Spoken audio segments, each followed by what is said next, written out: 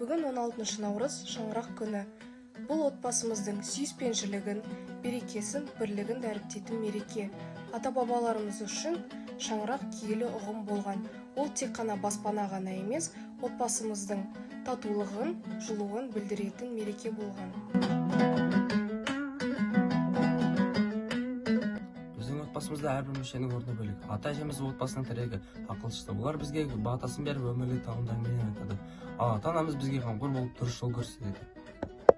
Біз отбасымызда дәстүрлерді сақтауға тырысамыз. Кешкі асқа бірге жиналамыз, әңгімелесеміз және бір-бірімізге көмектесеміз. Ал демалыс күндері табиғатқа шығып, серуендеп, қызықты уақыт өткіземіз.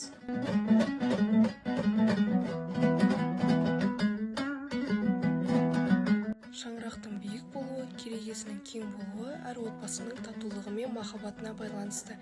Біз әрдайым бір-бірімізді қолдап, бірге күліп, бірге қуанып жүреміз. Барлық отбасыларға жылылық, береке және сүйіспеншілік тілейміз. Шаңырақ күні құтты болсын.